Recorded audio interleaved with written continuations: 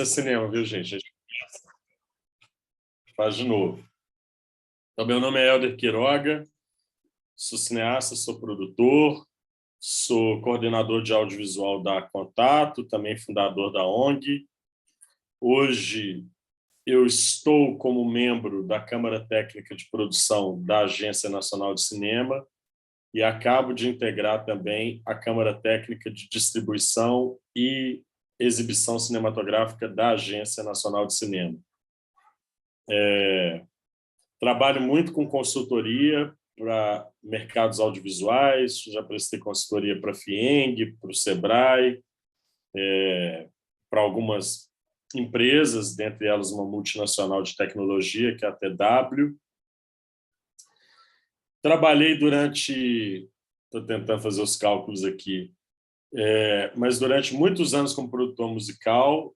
Quem teve aula com o Vitor Santana ontem, eu produzo a carreira do Vitor desde que ele começou a compor e tem um conhecimento suficiente também para falar sobre o mercado da indústria fonográfica.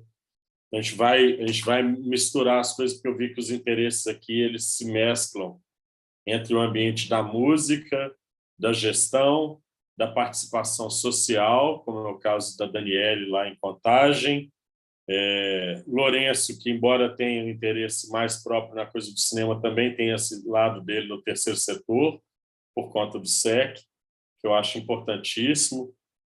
Me formei por lá também, minha parte toda como cinéfilo, e vou tentar abordar à medida que eu vou fazer fala. Eu tinha até preparado uma apresentação, eu estou tendenciando a dispensar ela, porque como os temas de interesse de vocês são bem diversos e vão de uma ponta a outra da cadeia produtiva, eu acho melhor a gente dar uma viajada aqui sobre o universo do cinema no Brasil, as políticas principais que existem, as formas de acesso a essas políticas e também um pouco vou dar também aí quem está aqui na sala depois fala para quem faltou que vacilaram, que eu vou dar várias dicas para vocês aqui assim saindo do forno de coisas que pouca gente está sabendo e eu costumo fazer isso. Quem já me acompanha sabe que eu costumo dividir sempre as informações mais estratégicas que eu acho que são importantes para todo mundo. Quero só adiantar para todo mundo que já segue a Contato e tem interesse nessa formação mais densa, que esse ano a gente deve entrar em duas frentes de formação. Uma delas vai ser o Minacine Etapa 2, que, se tudo der certo, deve começar no final desse semestre, no início do próximo. E esse ano a gente também tem Circuito Cinematográfico de Periferia, que é um projeto da Contato que está indo para a sua 4ª edição e que esse ano vai ser dedicado às mulheres. Então, a gente vai trabalhar com um público prioritário nas mulheres, para capacitar esse campo feminino, e, ao mesmo tempo, também trazer luz a esse campo de luta que o cinema brasileiro tem travado nos últimos anos, em torno de diversos temas, que vai desde a questão relacionada ao machismo estrutural na indústria cinematográfica brasileira, aos temas de assédio, como também da força feminina quando ela se une, né? E aí você tem uma série de movimentos aí das mulheres pelo audiovisual, que eu acho que vai ser bem interessante. Nós devemos abordar isso no 4º Circuito Cinematográfico de Periferia. Vamos começar pegando um pouco do que é esse quadro do cinema no Brasil. O cinema no Brasil ele tem algumas instituições que o regem, e ele é um dos mercados que tem os seus parâmetros legais, seus marcos legais mais complexos da economia criativa. E, inclusive, para aqueles que acham que na Europa você tem mais oportunidade, não sei o quê, que tem os marcos legais, o sistema regulatório do audiovisual brasileiro é um dos mais modernos do mundo, porque ele conta com uma série de leis que o sustentam. Uma das leis que o sustenta é a lei que criou a Agência Nacional de Cinema, que é uma agência reguladora, fiscalizadora e fomentadora do audiovisual brasileiro. Nos últimos anos, ela se fortaleceu a partir de 2011 com a criação da Lei da TV por Assinatura, que é a lei da TV a cabo, que onde todo mundo que compra equipamentos cinematográficos, como o Caio agora, que acabou de comprar equipamentos para montagem do estúdio da empresa, existe uma taxa que se paga em toda a movimentação de produtos cinematográficos à compra de equipamentos relacionados, que é o Condecine. Essa taxa ela é revertida para o Fundo Setorial do Audiovisual, que foi criado por lei, e esse fundo setorial é gerido pela Agência Nacional de Cinema, que é de onde saem os recursos para as políticas de fomento, ou seja, os famosos editais de produção cinematográfica. Para além disso, a gente tem a lei da TV, da cota de tela, que é o que garante a exibição do conteúdo brasileiro em horário nobre nas TVs por assinatura, em alguns casos também em TVs abertas. Nós temos uma lei de direito autoral que defende e protege o autor da obra ou das obras, que também é uma das leis mais modernas que tem na América Latina. E a gente tem também leis de proteção ao audiovisual brasileiro no que tange à exploração internacional. Esses casos todos não se incluem as plataformas de streaming, as plataformas de vídeo por demanda, porque a gente ainda não tem uma lei de regulamentação dessas plataformas aqui. Então, o que acontece hoje com a Netflix, com a Disney, com a Amazon, com a Globoplay, é que elas funcionam um pouco igual o Uber funcionava antes da regulação. Ou melhor, ainda funciona em certa medida, mas é aquilo, exploração comercial do consumidor brasileiro sem deixar nada aqui. Então, pensa que, da mesma forma como você contrata o serviço de Uber para fazer um translado da sua casa a um lugar de evento, ao aeroporto e tal, esse Uber não deixa nenhuma contribuição em termos de imposto para a pavimentação de avenidas, para a pavimentação de estradas, para a criação de semáforos, para a instalação de radares, para a infraestrutura de uma maneira geral, de rodagem dos veículos brasileiros. A mesma coisa acontece com as plataformas de streaming.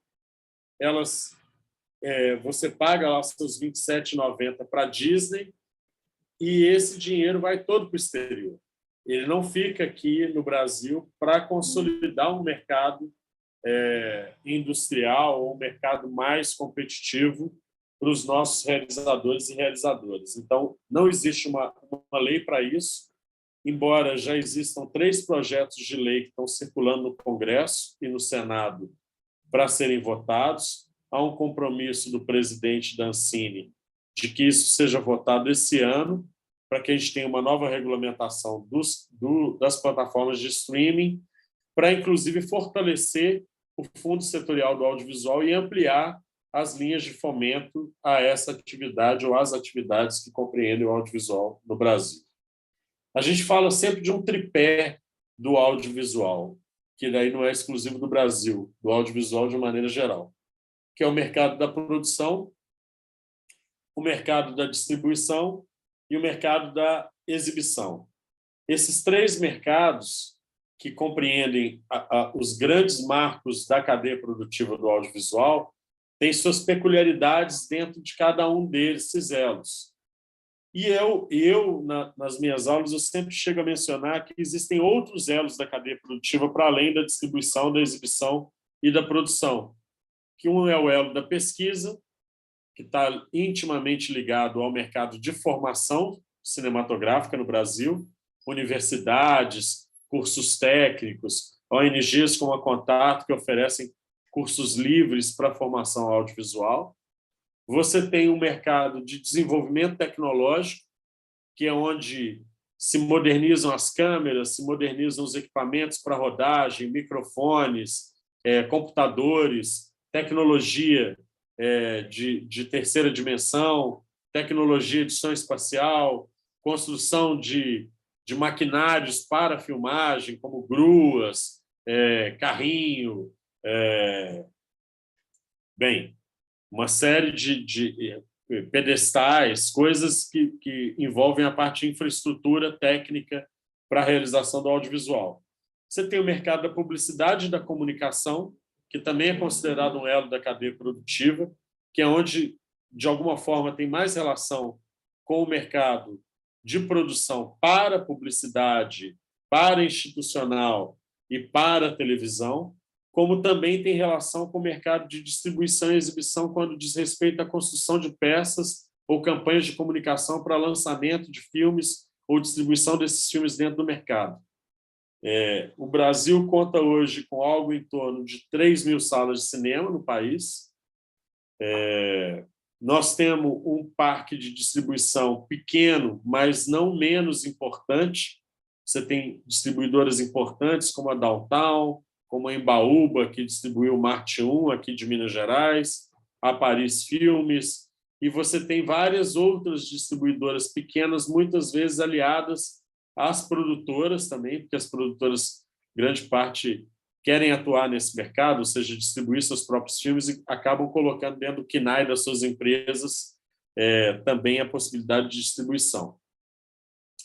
E o nosso parque de produção, que é um parque que até 2012 era um parque restrito, mas que depois de uns anos, com a entrada dos recursos do Fundo Setorial e do fomento à atividade audiovisual, através principalmente das políticas de co-investimento da Agência Nacional de Cinema, houve uma explosão de produtoras novas nascendo em todo o país.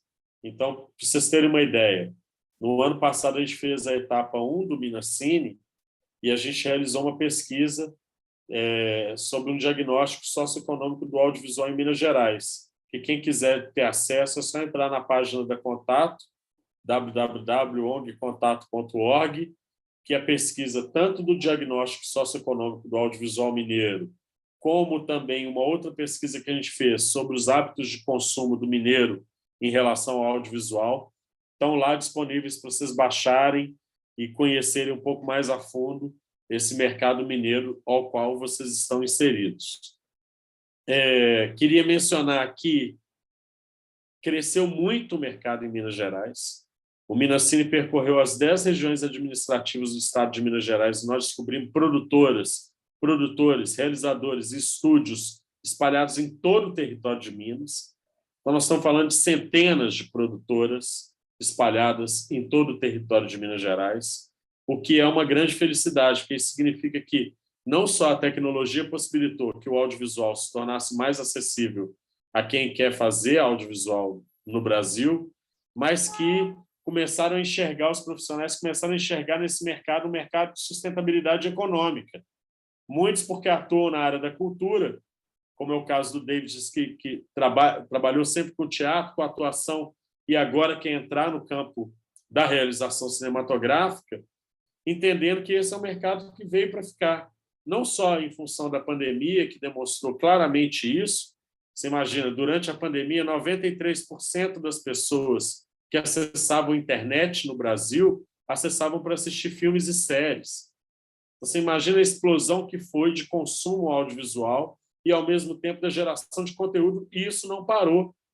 Não parou nem o consumo, nem a geração de conteúdo, porque cada dia mais as empresas, como disse o Caio, querem produzir conteúdo para poder disseminar os seus valores, seus princípios, seus produtos, como também os artistas, como é o caso da Denise e do Flávio, que querem potencializar o negócio deles ali, trabalhando com audiovisual como uma ferramenta de indução de clientes, de aproximação de um mercado para gerar alternativa de renda e geração de emprego. Então, acho que temos um campo amplo aí de atuação para o setor audiovisual. Passamos por um período muito ruim nos últimos 6 anos, muito em função do golpe contra a presidenta Dilma, a entrada do presidente Michel Temer, como também da era Bolsonaro, que praticamente, além de acabar com as políticas de audiovisual, de alguma forma começou a perseguir cineastas e realizadores também. Então, isso transformou a atividade numa atividade muito mais difícil. E, junto com isso, veio a pandemia, que dificultou a forma de produção. Então, vamos dizer que a gente chegou lá no fundo do poço, batemos o pé na lama e voltamos a subir de novo. Só que agora nós vamos subir numa velocidade muito maior, porque acumulou-se nesse período de resistência do setor audiovisual, primeiro, a defesa da Agência Nacional de Cinema, que não foi nem destituída, nem privatizada, nem vendida, nem finalizada, ela se manteve. Você teve a manutenção da Secretaria do Audiovisual, aí eu já estou falando das autarquias que regem o audiovisual brasileiro. Então, de um lado, você tem a Agência Nacional de Cinema, que eu já falei aqui, tem a missão de regular, fiscalizar e fomentar a atividade do audiovisual no país. Você tem a Secretaria do Audiovisual, que cuida também do fomento e também da criação de um plano estratégico para o desenvolvimento do setor no país e as relações internacionais. Você tem o CTAV, que é o Centro Técnico do Audiovisual, que está intimamente ligada à recuperação de filmes, a um suporte de base para pequenas produtoras e realizadores. Você tem a Biblioteca Nacional, a Cinemateca Nacional, que inclusive passou por um período dramático do incêndio que tomou conta da Cinemateca e que agora está sendo recuperado. Não são todos os países que têm uma cinemateca onde possa ser armazenado a história do cinema, e o Brasil tem uma que a gente tem que se orgulhar dela, porque é uma cinemateca robusta, e onde, obrigatoriamente, todos nós que vamos acessar os recursos públicos temos que, em algum momento, depositar os nossos filmes nessa cinemateca. O que é importante, porque até no campo da memória, que também é um elo da cadeia produtiva, do qual, por exemplo, o SEC se nutre historicamente para trabalhar em defesa desse campo, a gente tem uma cinemateca que também está sintonizada com a contemporaneidade.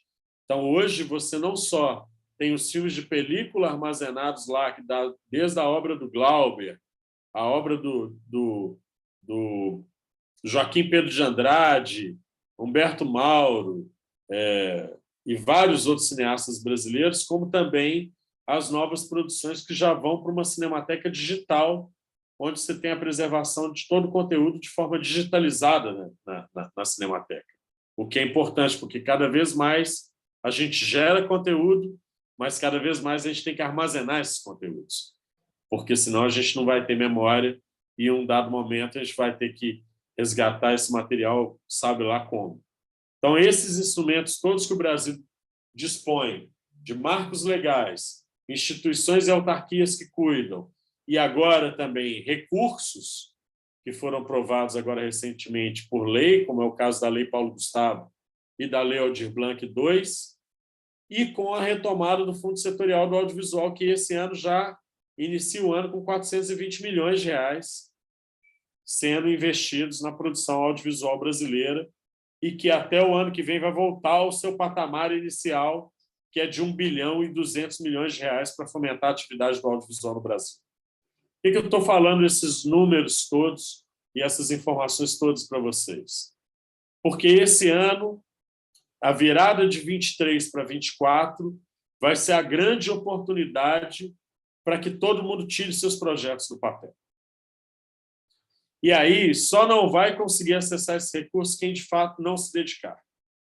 Porque só Minas Gerais deve vir algo em torno, juntando a Paulo Gustavo com a Aldir Blanc II, algo em torno de 300 milhões de reais. O que significa isso? É o maior investimento na história de Minas Gerais para uma atividade na área da cultura, e essa atividade é o audiovisual. E isso pode gerar, no período de um ano e meio, pleno emprego em Minas Gerais. Mas a gente vai precisar saber trabalhar com isso e não desperdiçar tempo nem ideias na hora de colocar os seus projetos em marcha. Importante mencionar que o Minas Cine 2 vai ter uma jornada dedicada à formatação e elaboração de projetos audiovisuais e também acesso e tirar dúvidas sobre a Paulo Gustavo e a Aldir Blanc. Nós queremos dar uma rodada no Estado para capacitar os gestores e realizadores mineiros para que a gente possa ter o maior aproveitamento dessas duas leis durante esse período e fazer a roda girar. Porque eu acho que a gente, primeiro, quem é do audiovisual e quem é, quando eu falo audiovisual, soma-se áudio e visual, tá, gente? É música e cinema. Então, quem é do audiovisual tem que pensar que as políticas públicas têm que ser uma espécie de catapulta do desenvolvimento para gerar autonomia dos seus negócios. A gente não pode, de maneira ingênua, pensar que eternamente você vai ter editais para você ficar ali, cada ano, mandando um projeto, tentando aprovar e sobrevivendo daquilo. É importante você pensar no seu projeto institucional também. Projeto da sua empresa, o seu projeto de vida, para que você possa pegar o projeto que você vai depositar numa lei dessas e fazer isso reverter a favor do seu projeto de sustentabilidade. Como é que isso se dá? O Caio tem um projeto de um curta-metragem de ficção. Ele quer criar, a partir desse projeto, posicionar a marca da empresa dele como prestadora de serviço nessa área cinematográfica, se envolver em novos projetos cinematográficos com outros parceiros e parceiras, e ele, ao mesmo tempo, também vai se especializar numa linha de atuação, seja edição, seja montagem, seja finalização, para conseguir atender essa demanda de mercado. Mas, para isso, ele precisa que a marca dele ganhe uma certa importância e relevância dentro do mercado. A chance dele é essa. Fazer um puta de um projeto que vai ter financiamento e fomento público, dar o gás nesse projeto o máximo que ele for e já pensar numa espécie de modelo estratégico de sustentabilidade. Olha, eu estou fazendo um curta-metragem de animação, que eu estou fazendo ele com recurso da Lei Paulo Gustavo, mas eu vou tentar vender ele para canais de animação e com o dinheiro que eu arrecadar, eu vou investir em equipamento para a minha produtora para poder produzir mais depois. É esse movimento que tem que ser construído. A mesma coisa para a galera de estúdio, como é o caso... Me corrija se eu estiver errado. Gedon? Fala assim? Gedeon. Gedeon. Gedeon e a Denise, que estão no campo também música e audiovisual, pensar nisso. Eu vou propor para a Lei Paulo Gustavo produzir alguns produtos audiovisuais relacionados à música que vão ser meio meu portfólio, meu cartão de visita, que daí, quando chegar um outro músico, ou chegar uma outra figura, eu vou pegar e falar, olha, eu faço isso aqui é o que eu posso, e as pessoas vão começar a procurar, olha, eu gostei daquele videoclipe, eu gostaria de fazer com vocês, ou gostei daquela música que foi composta, como é que foi, como é que é o trabalho de construção musical de vocês, né? Ou o estúdio de vocês trabalha como? Então, isso tudo é aproveitar essas leis para transformar o seu negócio em realidade. É como o pipoqueiro que consegue um financiamento no microcrédito orientado do BDMG para comprar um carrinho de pipoca. Ele vai comprar um carrinho de pipoca para poder vender pipoca para depois pagar esse carrinho de pipoca e, a partir daí, começar a ter lucro com a venda dessa pipoca. Nós não podemos pensar diferente. O audiovisual também é um produto, tem valor agregado, que é um valor cultural, mas ele é extremamente vendável e atrativo para o mercado do negócio, como disse o Lourenço, nesse mercado mais capitalista. Então, é um pouco isso também que eu sugiro para vocês. Em relação à agência, pode falar, Denise. Só antes de você passar para frente, que tem a ver com o que você estava falando aí agora. Ontem eu até fiz essa pergunta para o Vitor, ele falou que era para fazer essa pergunta para você. Quando você falou assim, essa questão do audiovisual, áudio e visual, por quê? Eu tenho muita dúvida em relação a isso. Porque eu até perguntei isso para ele. Alguns projetos alguns editais, perdão, tá discriminando, às vezes, vamos supor, gravação de videoclipes. Outros está só audiovisual. Mas está implícito, porque, assim, isso eu não sei se isso é subjetivo. Deixa eu te explicar. Não é subjetivo. Não é subjetivo, é porque nós estamos falando de mercado. Outra coisa é edital. Cada edital vai ter sua linha de atuação. Se você tiver Mas um quando edital... se fala audiovisual, não é as duas coisas juntas, não? É as duas coisas juntas, mas isso como conceito de mercado. O mercado é maior do que edital. O mercado é muito maior do que o edital. O mercado do cinema e do audiovisual ele compreende desde da figura que está estudando na universidade, linguagem do cinema, pesquisa sobre Woody Allen, mercado de números sobre o mercado de emprego e renda para o audiovisual, que é pesquisa de mercado, até a sonda que foi fotografar Marte é audiovisual, certo? Então, esse é o grande mercado audiovisual. Ele vai desde o estudo da universidade, na base, até a câmera que fotografou via satélite 2 objetos não identificados rodando em torno do eixo da Terra. Isso é o mercado amplo. Os editais são políticas que vão ter desde editais municipais, desde editais estaduais, desde editais federais, desde editais de empresas privadas, desde leis de incentivo. E aí nós temos várias leis de incentivo. Nós temos lei de incentivo municipal em Belo Horizonte, nós temos lei de incentivo estadual no estado de Minas Gerais, nós temos lei de incentivo federal e nós temos a lei do audiovisual. São 4 leis de incentivo cultural. Como é que funciona isso? A empresa tem imposto de renda, ou tem ICMS, ou tem ISS, e ela desconta esse imposto promovendo a atuação de um projeto cultural. Para isso, você tem que escrever o projeto nessa lei, esse projeto vai passar para uma comissão de avaliação, e essa comissão vai selecionar ou não o seu projeto. Se o seu projeto for aprovado pela lei de incentivo, você está apta a captar o recurso via isenção fiscal pelas empresas que têm possibilidade de abater esses impostos. Com isso, você é forçada a executar o seu projeto e prestar conta para o ente público, porque esse dinheiro é público, ele não é privado. Embora a empresa define em quem ela quer patrocinar, o dinheiro é de abatimento de imposto. Então, ele é um dinheiro público. Então, isso é um dos mecanismos de fomento à atividade audiovisual. Você tem um outro mecanismo, que é o Fundo de Apoio ao Audiovisual, que aí você tem o Fundo Municipal de Fomento à Atividade Audiovisual, você tem o Fundo Estadual de Cultura e você tem o Fundo Nacional de Cultura e o Fundo, que é o Fundo Setorial do Audiovisual, que é o que eu mencionei, que é abastecido pela taxa recolhida pela própria atividade do setor audiovisual. Eu falo bastante sobre isso porque tem gente que confunde. Ah, mas o Fundo Setorial do Audiovisual está tirando dinheiro da educação, da saúde e da segurança. Não, não está. Esse fundo ele é oriundo da própria atividade audiovisual, onde nós que trabalhamos, vendemos, comercializamos os produtos audiovisuais, pagamos uma taxa que é revertida para esse fundo para fomentar a atividade. É como se fosse uma retroalimentação do mercado por ele mesmo. Nos editais, Denise, os editais têm suas regras. Então, os editais, pelo menos municipais e estaduais, você tem a área de audiovisual e você tem a área de música. O que não impede que você possa fazer um projeto de audiovisual na área da música ou um projeto de música na área do audiovisual. Mas você tem que ver as regras do edital para ver se aquilo é possível ou não.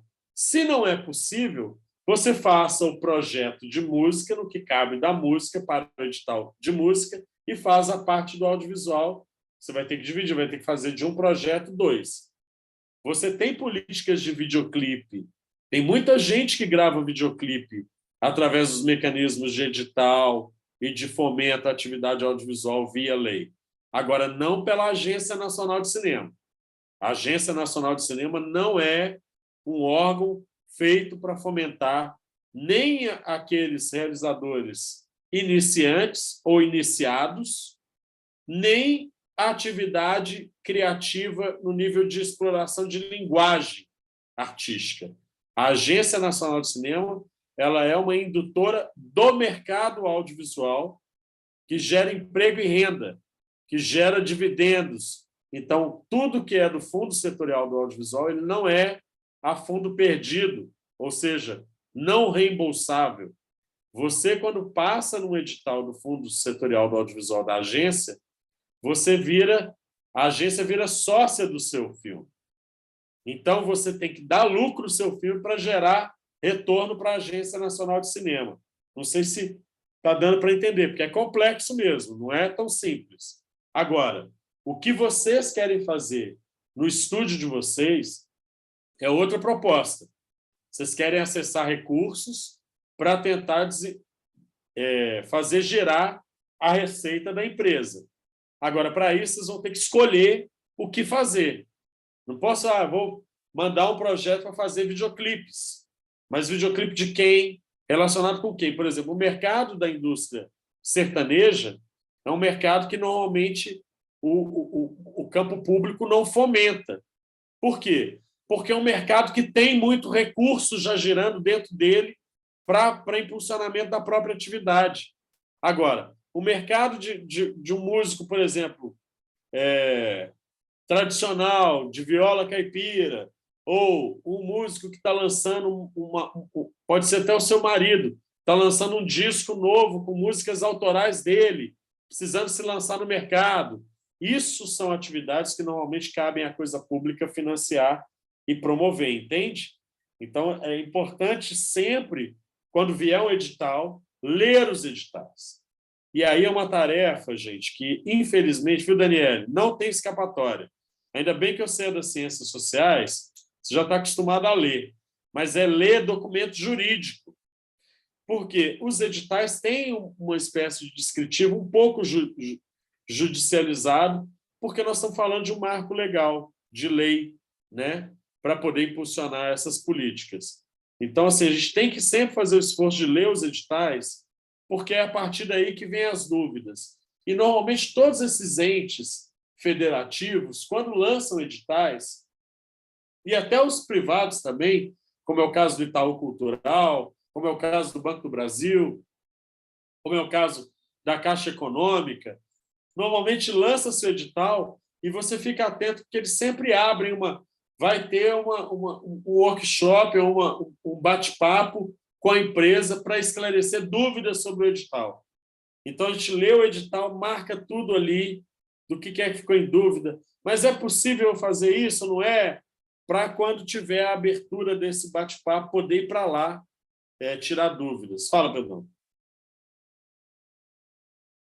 Qual que é o melhor jeito de ficar sabendo de editais variados dentro de todos esses setores que você falou aí? Qual é um canal, uma revista? Deve ter alguma coisa, algum site, alguma coisa? Você, né, pode indicar aí. Tem alguns. Eu acho que seguir o Tela Viva é importante. Tela Viva é um site de informação sobre o audiovisual brasileiro. A Filme B também é um portal importante sobre o audiovisual brasileiro. Seguir as autarquias, Agência Nacional de Cinema, Ministério da Cultura, Secretaria Estadual de Cultura, Secretaria Municipal de Cultura. E existe uma plataforma chamada Prosas, que também é bem interessante para poder acompanhar editais de todas as naturezas, aí não só específicos de audiovisual, mas de todo o campo cultural eles costumam divulgar. Diga. O Vitor comentou dessa mesmo ontem. Prosas. E, obviamente, assim, a gente, na Contato, a gente tem feito isso. Assim, cada oficina, quem participou do Minacine viu, assim, a gente vai aparecendo coisa, a gente vai divulgando, vai apresentando nas aulas, nas oficinas, nos workshops. A gente até criou, em algumas situações, como é o caso do Minacine e das duas turmas de gestão, a gente criou grupos de WhatsApp que, de tempos em tempos, a gente joga umas informações ali do que está rolando. A imprensa marrom também é importante, que é uma empresa que está dedicada ao audiovisual brasileiro e divulga sempre. E última dica Projeto Paradiso. Projeto Paradiso também abre o tempo inteiro oportunidades de editais, eles também fomentam vários laboratórios de criação e elaboração de projetos, intercâmbios internacionais na área do audiovisual, aulas gratuitas, cursos e tal. Sempre está tendo coisa ali no Projeto Paradiso, eu aconselho vocês a seguirem por lá também. São algumas dicas que eu dou para vocês ficarem em contato com o que está rolando. Agora, eu acho que, assim, como essas coisas hoje no ambiente de rede social é muito efêmero, né? Porque às vezes você está lá passando e aí vem um edital, você piscou, a página sumiu, você já começa a passar o dedinho e já não acha mais onde é que está. A dica que eu dou é o seguinte: curta, bate uma palminha, faz qualquer coisa naquele link que você quer acompanhar, que o algoritmo vai entender que você tá entusiasmada querendo aquilo. Então, vai começar a aparecer informação, como é o meu caso, por exemplo, que a cada propaganda que vem, a cada 10 propagandas, 9 são propagandas sobre coisas de audiovisual na minha vida. Assim. Cursos, editais, oportunidades e tal, que eu acho que é legal vocês procurarem saber. Então, um pouco esse desenho, não sei se está claro, se alguém tem alguma dúvida, para a gente poder seguir. Denise, pode perguntar, viu? Não fica com dúvida, não. O Vitor não conseguiu responder, mas eu respondo. Você pode mandar brasa aí na parada. Diga, Daniela. Falando aí para o Pedro, porque eu recebo, por exemplo, do Prozas no e-mail. Não sei se tem como cadastrar, né? Aí facilita um pouco. Tem. Você cadastra no Prozas e eles começam a mandar por e-mail para você sempre que aparecer alguma coisa nova. O Projeto Paradiso também faz a mesma coisa.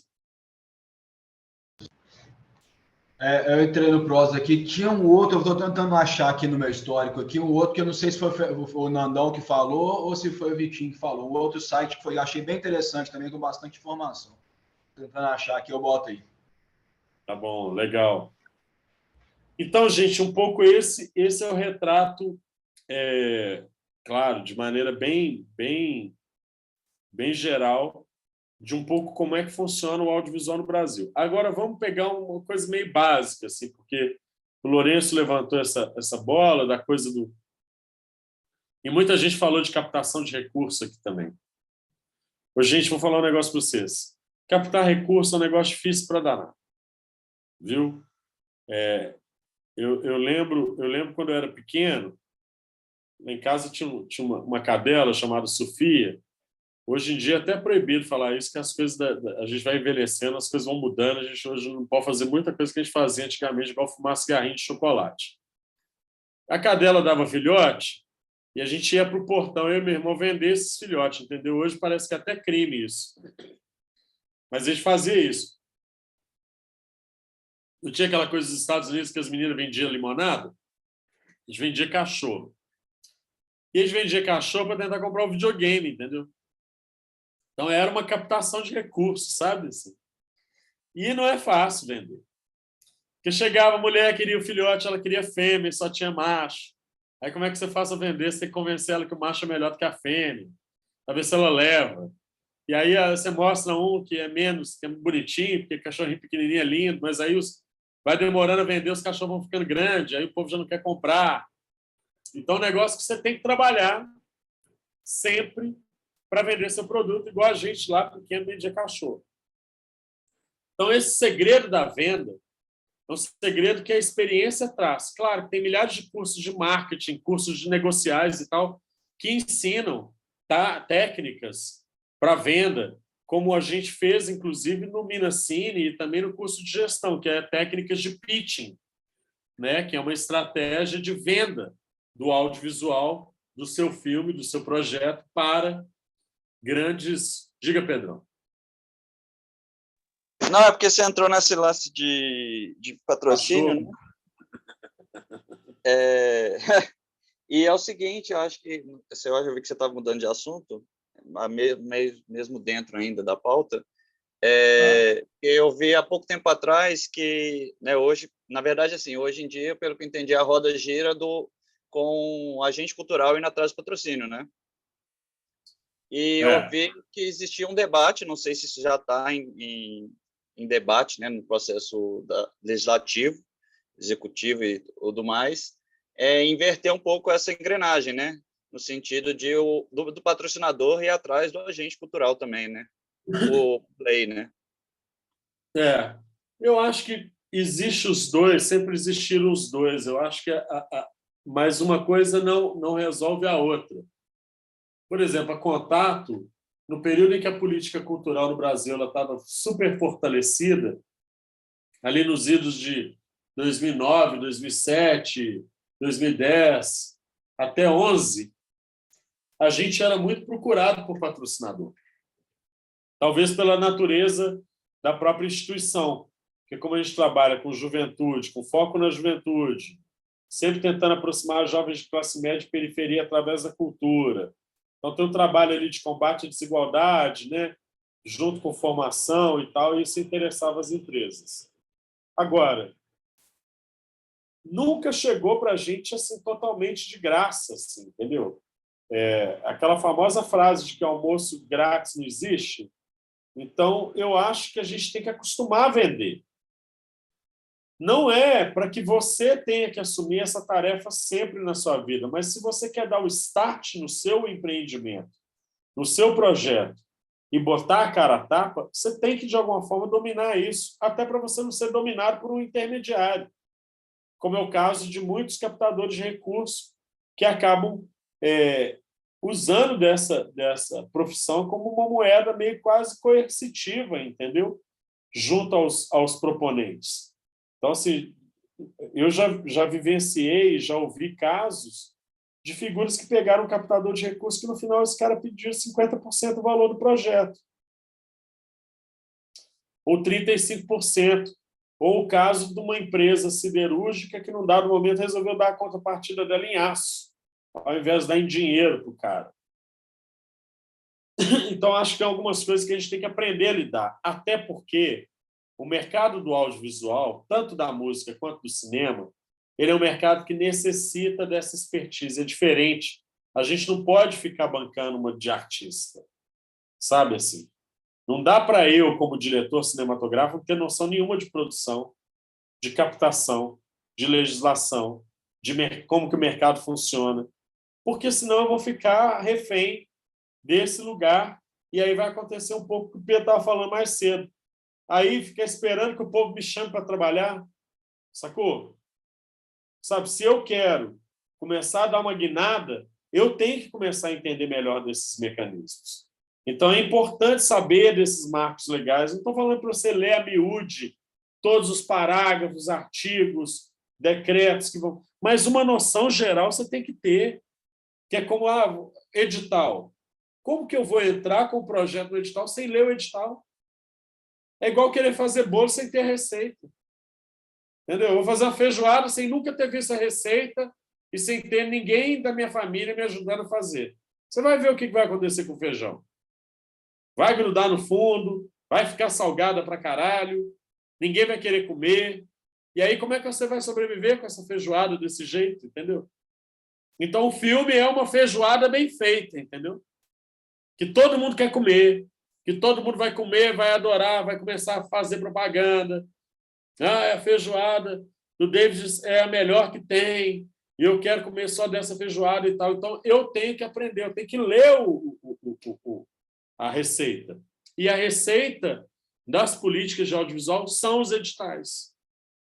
É ali que está qual que é a pontuação, o que é que leva em consideração. Então, por exemplo, Denise, vou entrar num edital de música que saiu lá no Fundo Estadual de Cultura ou no Fundo Municipal de Cultura para tentar emplacar o disco do meu marido.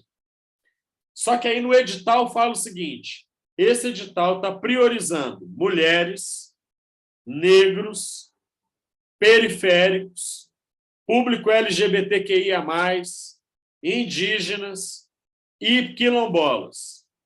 Você e seu marido se encaixam nisso? Se não se encaixam, nem entra. Porque daí vem aquela mentalidade antiga de falar assim: eu não entro nessas coisas porque é só panelinha que ganha. Não é a panelinha. É porque não leu o edital. E aí não viu que tem uma pontuação. Se você for fazer ação numa regional, pesa no seu projeto. Se tiver ação descentralizada em outras regionais que não seja a região Centro-Sul de Belo Horizonte, pontua seu projeto. Se seu projeto tem uma contrapartida social, pontua o seu projeto. Se ele envolve pessoas, eu não sou homossexual, nem sou trans, nem sou nada, mas eu vou ter na minha equipe uma transexual, vou ter uma negra, vou ter uma pessoa de periferia, isso pontua no seu projeto. Não estou falando que todos os editais são assim, mas tem vários editais que têm essas premissas. Então, é bom ler. Outra coisa, você não vai entrar num edital que está dedicado à produção audiovisual para povos indígenas. Ali é destinado a povos indígenas. Seu projeto tem relação com índio? Ele é feito por índio? Tem índio na equipe? Não tem? Então não entra. Vai procurar um outro edital. São muitos editais que existem, gente. Falar para vocês, é edital que não acaba mais. Só que a gente tem que saber onde é que estão, que é o que o Pedro perguntou. Quais são as fontes de informação? Onde que eu descubro onde é que estão esses editais para poder me informar? E aí ler os editais. Eu vou dar um exemplo que eu vivenciei com o Vitor agora no final do ano passado. Vitor tem uma banda chamada Coladeira, com um músico português e com o Marcos Suzano, que é um percussionista brasileiro, carioca. Os três são brancos. Eles queriam entrar com o projeto do Itaú Cultural. E aí viram uma linha do edital que era projetos de coprodução com a América Latina. Eles, como têm uma parceria forte com músicos colombianos, resolveram propor um projeto desse mote. Fizemos um projeto direitinho. Lemos tudo que estava lá, quais eram os pontos fortes de pontuação, quais eram os elementos que incluíam e excluíam o projeto dentro do processo seletivo. Mandamos toda a documentação. Só que é o seguinte, nós temos que lembrar que nós estamos no país de 210 milhões de pessoas e que tem muito ator, muita atriz, muito gestor, muita gestora, muito produtor, muito cineasta, muito músico, muito ator. Tem gente de tudo quanto há. Então, mesmo você que faça o projeto certinho, vai entrar numa concorrência. E essa concorrência vai valer aquele projeto que está mais coerente entre objetivo, justificativa, cronograma, orçamento, estratégias de abordagem e currículo. Isso nós não vamos fugir nunca, gente. Quem aqui fez vestibular ou fez Enem sabe do que eu estou falando. Não tem escapatória. Você quer passar em medicina na USP. Meu irmão, é 200 por vaga. Entendeu? Então, os editais também não acham que o edital está sendo feito, só você está vendo o edital. Você, a torcida do Flamengo, está vendo esse edital. Por isso é importante saber ler o edital, saber procurar adaptar o seu projeto à realidade daquele edital, entendendo também as máximas. E outra coisa, não desistir.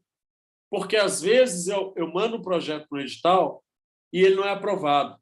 Qual que é o primeiro passo depois que eu vi que eu não passei no edital?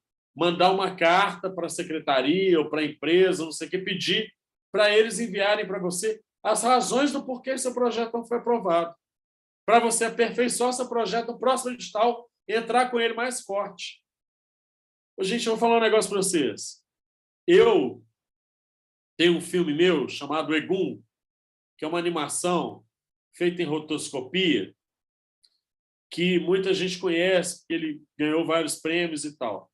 Eu fiquei 12 anos para conseguir alcançar o recurso para a realização desse filme. 12 anos. Entrei na lei federal, entrei na lei estadual, entrei na lei municipal, entrei em edital, fui perdendo tudo. Até a última tentativa, que o Guilherme Fiuza, que é um amigo, cineasta também mineiro, ele falou: Eldinho, todos os editais, todas as leis que eu mandava o filme, eu mandava ele como filme live action, filme película, né, tradicional. Ele falou: por que você não transforma o seu filme em animação? Porque o edital de Minas 80% da equipe tem que ser de Minas Gerais. E seu filme fala sobre a Bahia. Como é que você vai convencer o cara que está lá, o parecerista, de que você não vai pegar esse dinheiro e vai investir só com profissionais que estão de fora? Agora, se você faz animação, o seu filme você pode realizar ele todo em Minas Gerais e você pode até filmar na Lua, se você quiser, porque a animação te permite isso. A gente não deu outra. Obviamente, tive que aprender o que era a linguagem de animação, fazer storyboard, fazer concepts, fazer design de personagens, para o filme poder passar. Esse filme passou, ainda fiquei 2 anos para produzir ele, um curta, tem 12 minutos de duração. Então, não é fácil fazer cinema na América Latina. Isso, de fato, não é. Agora, não é impossível fazer cinema. E cada dia mais se torna mais acessível fazer cinema. Olha a galera do filme de plástico, gente, pelo amor de Deus. Esses meninos já fizeram oficina na Contato, na Escola Livre de Cinema, fizeram curso na UNA, como muitas pessoas já fizeram cursos universitários, se formaram na Tora e na cumplicidade, na irmandade. Quem é que diria que esses meninos de classe média baixa e alguns de periferia de Contagem alcançariam ser o filme indicado ao Oscar pelo Brasil? Entendeu? Então, isso mostra que não é impossível. Agora, precisa ter uma dedicação a isso, tanto no ponto de vista da elaboração do projeto, quanto do ponto de vista da gestão desse projeto, quanto do ponto de vista do currículo de quem é que está propondo. Aí, Denise vai falar assim, mas o currículo meu é de estúdio, eu só gravo. Como é que eu vou adquirir um currículo desse para fazer um videoclipe ou fazer uma série dedicada à música? A hora de se associar a uma produtora de audiovisual que tope fazer com você um projeto que você possa somar o currículo dela ao seu. Diga, Lourenço. Então, esse é o que eu acredito seja o ponto que o Pedro estava te perguntando logo no começo, né, da questão de pontuação da Ancine. E isso é muito importante a gente saber também para exatamente isso, né? A gente conferir sobre a carreira do realizador, né? E tudo certificado, né? Ou seja, não adianta você fazer vários filmes de curta-metragem não ter CPB, né? Então é sempre necessário a gente estar registrando, né? Toda a questão autoral, como você lembrou no começo da fala, que é questão do direito do autor da trilha, né? Do roteiro. Então, todo esse processo, e também para acumular essa pontuação e alçar novos voos, né? Que seria no caso do longa-metragem iniciante, né? O realizador iniciante do longa-metragem. Isso. Eu acho que assim, nós temos que dividir em duas etapas. Um é editais de fomento, que vão empresas, secretarias de cultura, Ministério da Cultura e tal, e outra coisa é a Agência Nacional de Cinema. Nós temos que separar brutalmente o que é a Agência Nacional de Cinema do que é o restante das políticas de fomento ao audiovisual no Brasil. Por quê? Porque as demais políticas de desenvolvimento do audiovisual, de fomento do audiovisual no Brasil, elas são a fundo perdido. O que significa isso? São recursos não reembolsáveis. Então, vamos dizer, a Michele vai entrar num edital para produzir um documentário sobre... Foi isso o texto dela, Júlia? Sobre um documentário sobre o mestrado, o estudo que ela está fazendo na universidade, foi isso? Vamos ver se estou com a memória boa. Agora eu estou na dúvida se foi a Michele ou se foi a Larissa. É a Michele mesmo, exatamente. Michele. Já respondeu. Então, a Michele está lá. É mestrado ou é doutorado, Michele? Depois você escreve aí para a gente. Ela quer fazer um documentário sobre o mestrado que ela tá defendendo. Beleza. Ela vai procurar um recurso não reembolsável, que é o quê?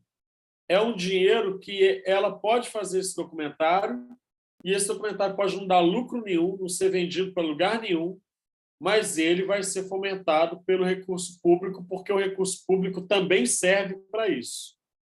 Na Agência Nacional de Cinema, esse documentário tem que ter retorno financeiro. Ele tem que ser vendido para um canal de televisão, um History, um Canal Brasil, um Canal Curta, uma HBO, ele vai ter que ser vendido, e esse dinheiro que ela vai adquirir com a venda vai uma parte para o Fundo Setorial do Audiovisual, coordenado pela Agência Nacional de Cinema, e outra parte para ela como produtora. Só que a diferença é que, no caso dela, se ela entra no edital de fomento que não é da Agência Nacional de Cinema, ela vai ter que só prestar conta daquele recurso público, comprovando que ela fez aquele documentário, que ela pagou tudo de acordo com a lei, um relatório final, entregar e esperar a aprovação, que normalmente sai em 1 ano, 2.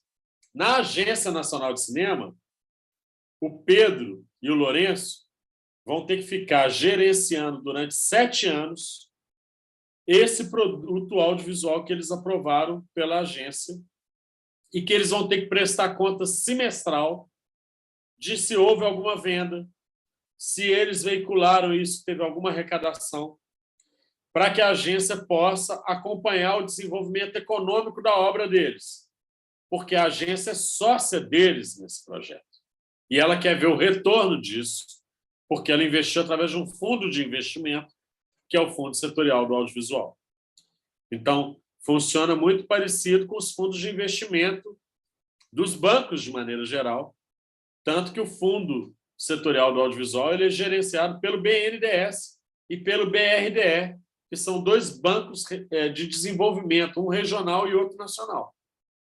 Agora nós estamos batalhando para que o BDMG também seja agente financeiro do Fundo Setorial, para poder também fazer a gestão de linhas de crédito e de fomento à atividade do setor aqui em Minas Gerais. Estou falando isso tudo, gente, não é para assustar não, viu?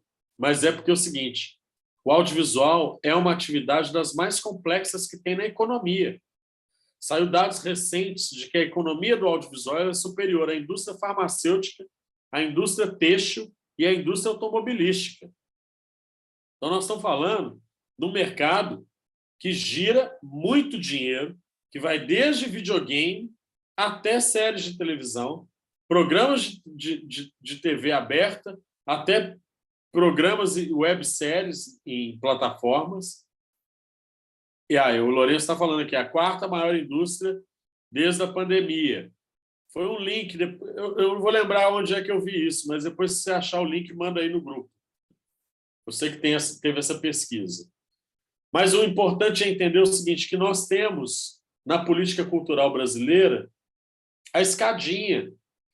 Então, por exemplo, a Daniele, que é socióloga, está lá com uma ONG, e ela tem projetos de audiovisual para fomentar dentro da atividade lá, ela vai escolher lei de incentivo, ela vai escolher fundos de não reembolsáveis, que são os fundos de fomento à cultura, ela vai escolher editais das empresas públicas e privadas, onde ela consegue ali, dentro da ONG dela, fomentar um projeto como a Contato Fomenta do Minacine, onde ela possa fazer um circuito de formação e capacitação de novos realizadores do audiovisual em Contagem, onde ela possa exibir filmes de realizadores independentes de Contagem e pagar por essa exibição para poder fomentar a atividade desse setor, onde ela vai produzir um projeto para a realização de 3 curtas-metragens de cineastas independentes em Contagem, ou um laboratório de roteiro para roteiristas de Contagem.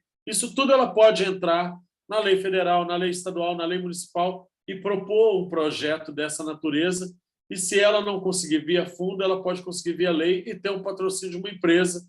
Afinal de contas, Contagem tem uma porrada de empresa que atua em Contagem, onde ela pode captar isso através de isenção de imposto de renda, ou de ICMS, ou de ISS, como é o caso das políticas municipais. Agora, se eu quero ser totalmente independente, eu não quero mexer com o dinheiro público, eu acho isso muito confuso, eu não tenho tempo porque eu tenho filho, minha mãe está doente, eu tenho que pagar a conta do aluguel, é o caralho a 4 que tem na minha vida, tem 3 cachorros, meu marido arrumou uma galinha que agora fica lá, não sei o quê, não dá tempo.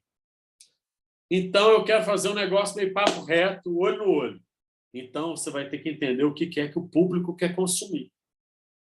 Porque daí, o fomento público serve muitas vezes para você induzir projetos e propostas que não são comerciais, que não são muito atrativos em termos de venda, que às vezes inovam em linguagem, ou tem uma proposta social envolvida, ou resgata a memória ou o legado de alguma cultura que precisa ser preservado, ou novos músicos, novos realizadores que estão buscando ingressar dentro desse mercado. Aí você vai procurar os mecanismos de fomento, porque eles auxiliam. Porque, no caso contrário, você tem que criar um produto que seja vendável.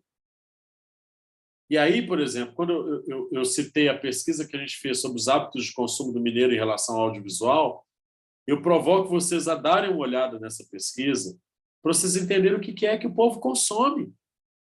Gente, o povo consome a Anitta porque a Anitta soube se vender. Entende?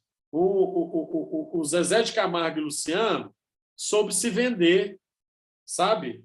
Então, esse lugar da venda, ele cria uma certa autonomia, cria, mas é também um lugar de investimento, risco, possibilidade de endividamento, e você tem que ter clareza do que você está fazendo, o tamanho das suas pernas, dos seus investimentos, e vocês sabendo fazer pouco a pouco.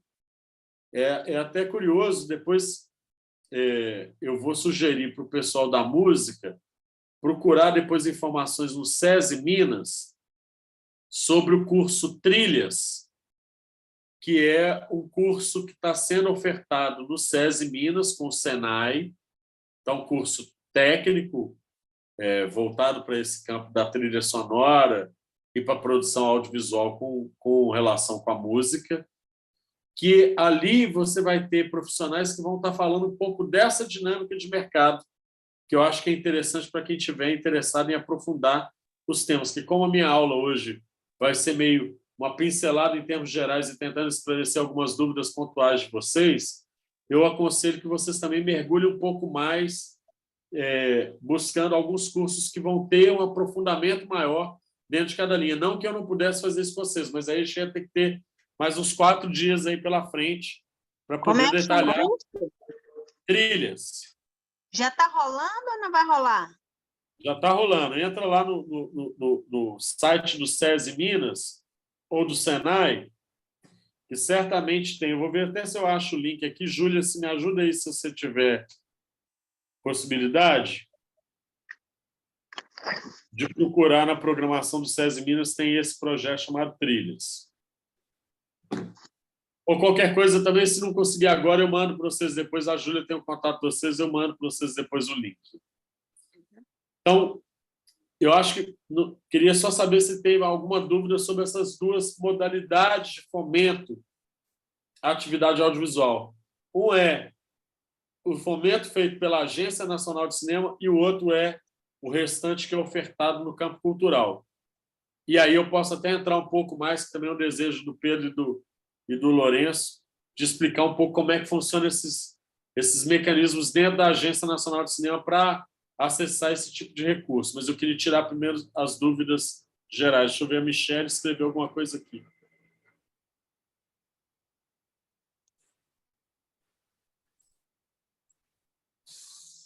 Michelle, só me fala o seguinte, isso aqui é via Ancine ou isso aqui é você tentando via lei de incentivo? Só responde isso para mim. Aí, Pedrão até apareceu aí com a enxaqueca dele, monstruosa. Lei de incentivo. Então, mas aí eu não entendi qual é a dúvida em relação, você colocou certificação para as empresas. Essa frase aqui para mim não ficou muito clara. Porque o que acontece? Vamos pegar um exemplo. A Michelle está em Belo Horizonte? Agora eu não estou lembrado se ela está em Belo Horizonte. Seu microfone está mutado. Júlia. Diamantina. Tá bom. Então, Michele, eu não lembro se Diamantina tem uma lei de incentivo municipal. Se tiver, a gente pode depois pesquisar sobre ela. Mas um dos mecanismos que normalmente as cidades do interior de Minas estão pronto, normalmente utilizam é a lei estadual ou a lei federal de incentivo à cultura.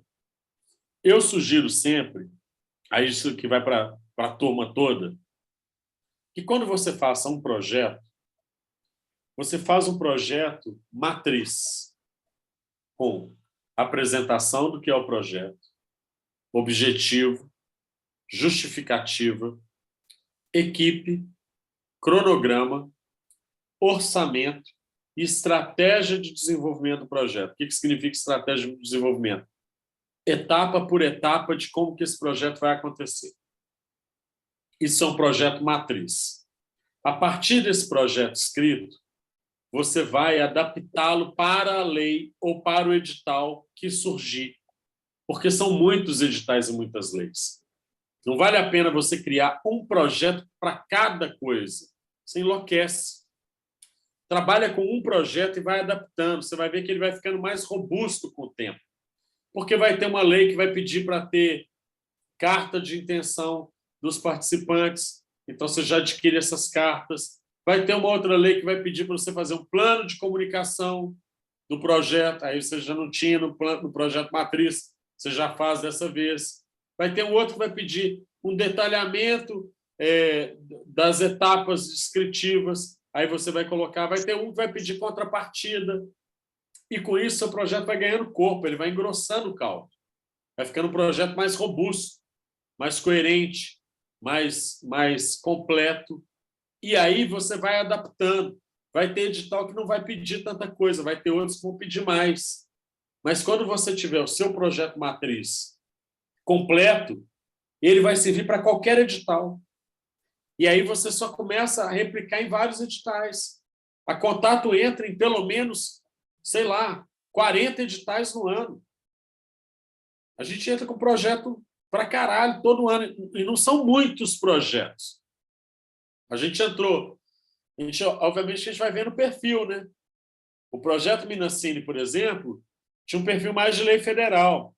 Por quê? Porque abarcava todo o Estado, a gente abria oficina para inscrição de gente que fosse fora do Estado, a gente vai gerar produtos audiovisuais que vão beneficiar estudantes em todo o país.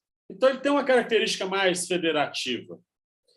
Já a lei estadual, a gente entrou com o circuito cinematográfico de periferia, que entramos também na lei municipal, que, curiosamente, aprovou no ano passado, nesse ano não aprovou. Entende? E eu vou falar para vocês uma coisa. Eu, durante muito tempo, depois das primeiras 2 frustrações de entrar e não ganhar, que isso acontece, é igual você ficar afim de uma pessoa e ela não, e tomar um fora. É ruim, né? Todo apaixonado e tal, faz poema, manda negocinho no WhatsApp, papapá. Aí, de repente, vem aquela negativa assim, olha, desculpa, mas eu não estou afim, né?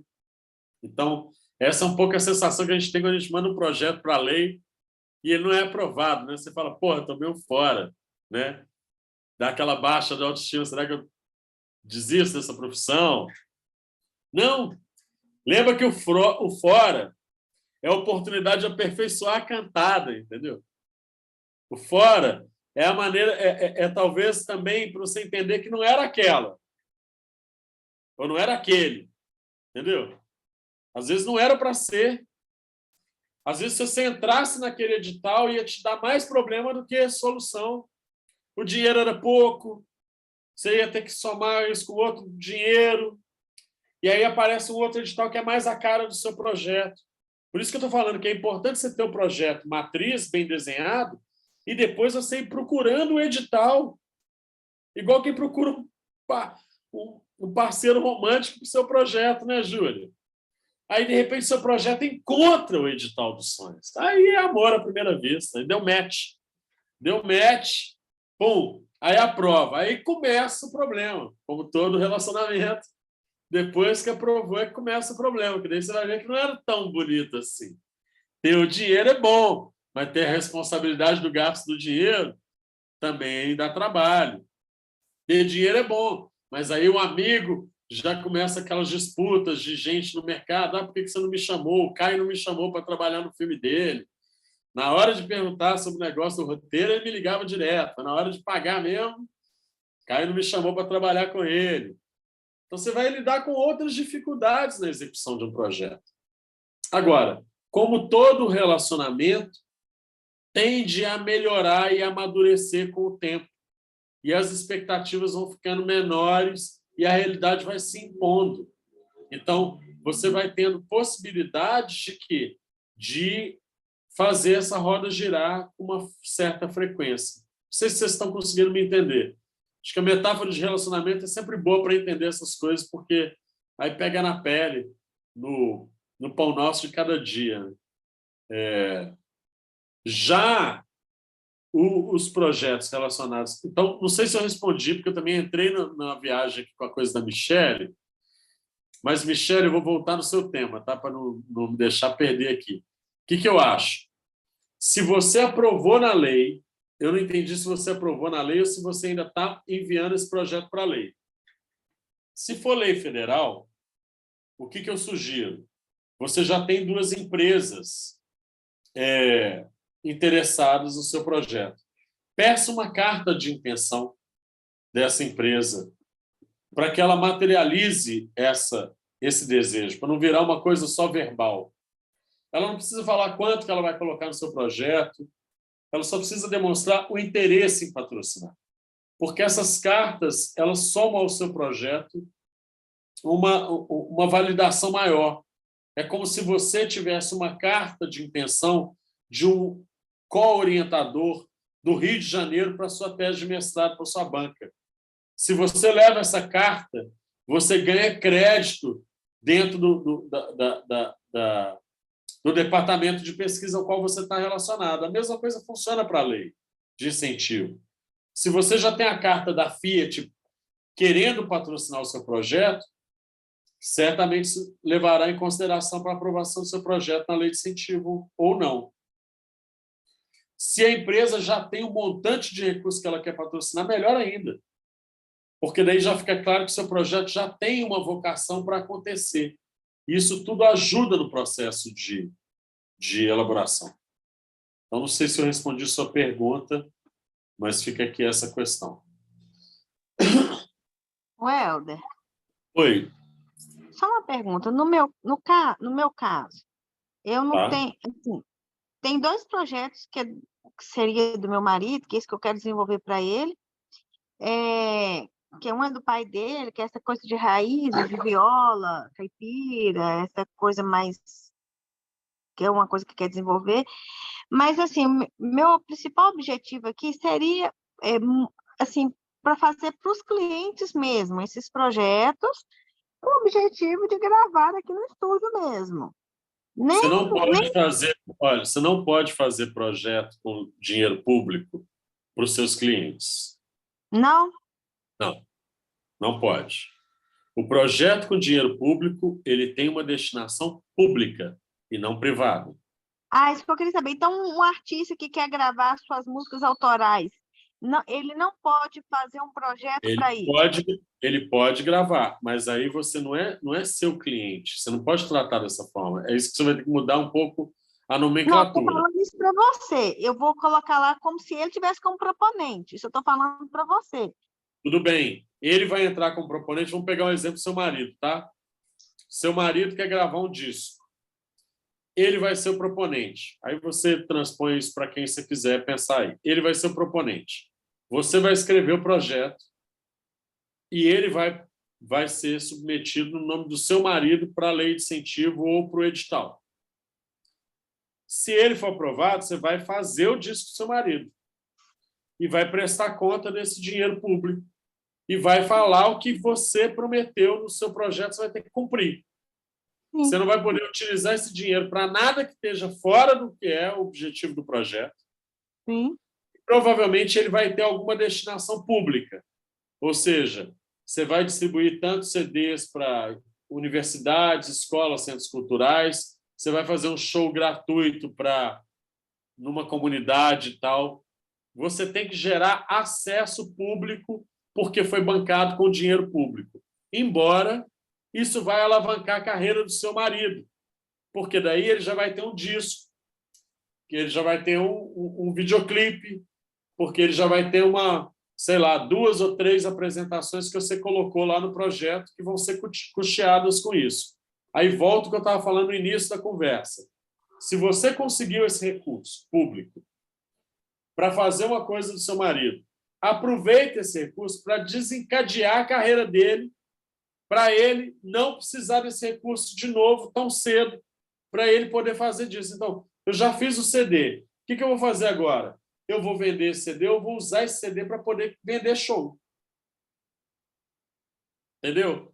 Eu vou tentar fazer com que esse produto do meu projeto ajude o meu marido a desenrolar a carreira dele.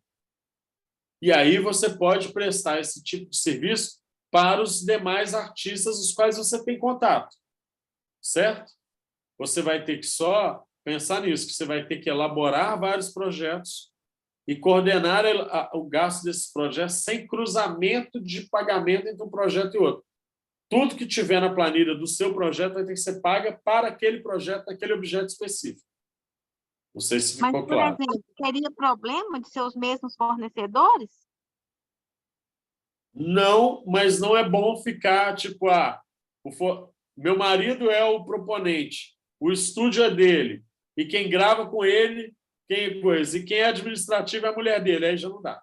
Aí você já está fazendo a utilização do recurso público para benefício privado. O único exclusivo. Falou alguma coisa na terça que tem um limite, acho que de 30%, geralmente, nos editais que podem ir para... Não, e não é ético também, não é ético, Denise, entende? Você pega um dinheiro público para fomentar. Você tem muita gente, você não imagina, então, é como se o Gilberto Gil... Não é para mim, não seria para mim, seria para outra pessoa. O benefício que eu teria... Querida, mas, por exemplo, o estúdio não vai ser o seu sempre? É. Então, é só isso que você tem que ficar atento. Você não fazer uma coisa que vai estar 80% do recurso do projeto vai para as mesmas pessoas. Entendi. Entendeu? Porque isso significa concentração de verba pública com interesse privado. E aí você foge à alçada da política pública que foi estabelecida. O que não impede que você escolha entre 3 clientes músicos que você tem dentro da empresa, fazer 3 projetos. Mas aí você vai ter que... Aí é uma coisa de dosagem, saber dosar. Então o estúdio vai gravar esses 3 músicos, ok, mas aí a comunicação não dá para ser o mesmo, ou vou tentar dividir aqui, porque senão pode dar a entender para quem está avaliando o projeto que você está querendo concentrar recursos, que daí era melhor você pegar uma linha de crédito num banco e fomentar a sua atividade privada, entendeu? Entendi. Certo? Vou abrir uma tela aqui, vou compartilhar uma tela para vocês aqui relacionada à Agência Nacional de Cinema. Deixa eu ver se eu consigo achar aqui o documento. Vocês estão vendo aí? Ou não? Sim. Estão conseguindo ver a tela aí? Sim.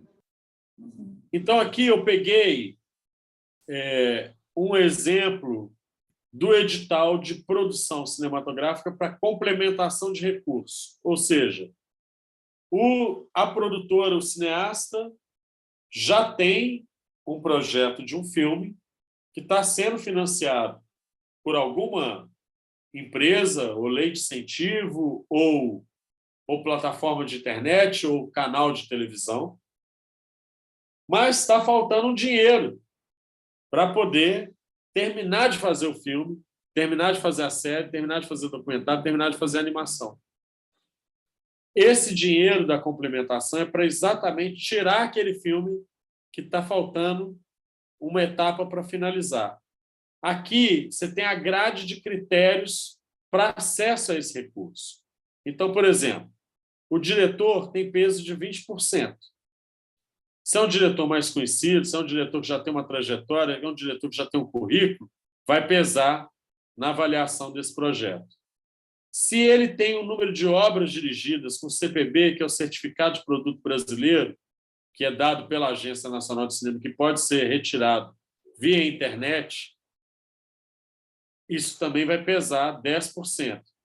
O desempenho comercial que esse diretor já teve em salas de cinema, ou seja, se ele teve bilheteria, passou em quantas salas de cinema os filmes dele, também vai ter peso. A mesma coisa relacionada à produtora, que daí é o peso maior para a produtora, porque é ela que é responsável pelo filme, 30%.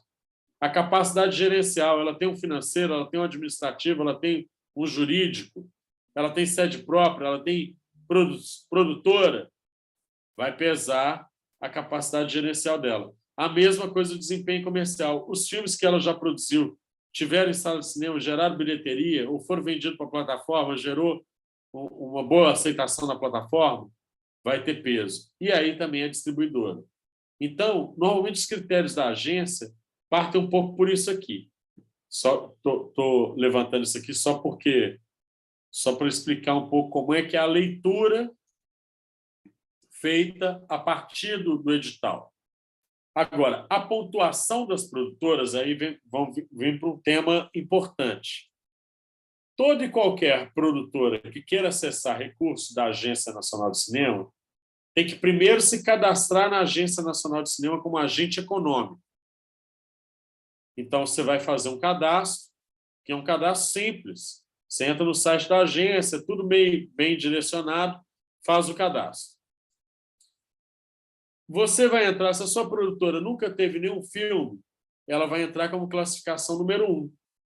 Ela é uma produtora de nível 1. As produtoras de nível 1, elas têm, de fato, limitação para entrar em alguns editais da agência. Mas ela tem abertura para entrar em outros, como edital de novos realizadores, como edital de novos projetos, que daí ela entra associada a uma outra produtora ou distribuidora, e alguns editais regionais, que é a linha dos co-investimentos, que alguns de vocês vão lembrar do Olhar Independente com a Rede Minas de Televisão, que foi um edital feito entre a Agência Nacional de Cinema e a Rede Minas de Televisão.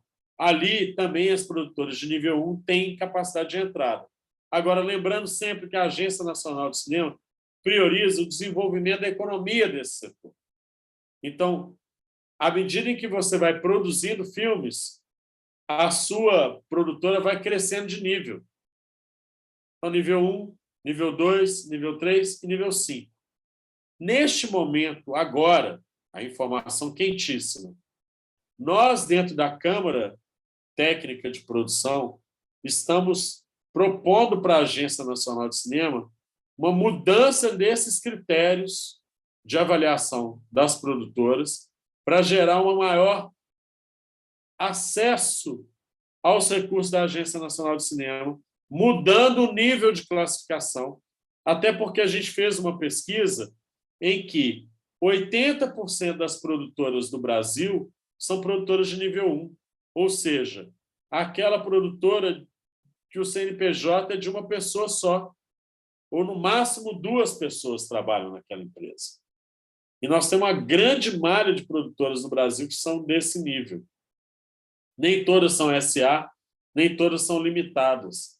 Muitas delas são Eireli ou são unipessoal, que são empresas pequenas. Então, está sendo trabalhado isso. Mas, enquanto não muda, os critérios se dão pelo nível e pela associação às quais essas produtoras têm, ou como uma distribuidora, ou uma outra produtora, numa coprodução, que eu acho recomendável. Que eu acho que a gente tem que ter sempre a ideia de ter coprodução. Viu, José? Você que falou do seu filme, eu queria só lembrar isso, assim, que às vezes é importante buscar um parceiro, às vezes maior, por 2 motivos. Um, porque tem uma troca de conhecimento que ajuda a te formar. Você está trabalhando com uma produtora que tem mais conhecimento, que já geriu vários projetos, então, e você acaba ganhando calo nisso aí. E outra porque a produtora maior também ganha porque ela amplia o campo de atuação dela em regiões que talvez ela não fosse atuar.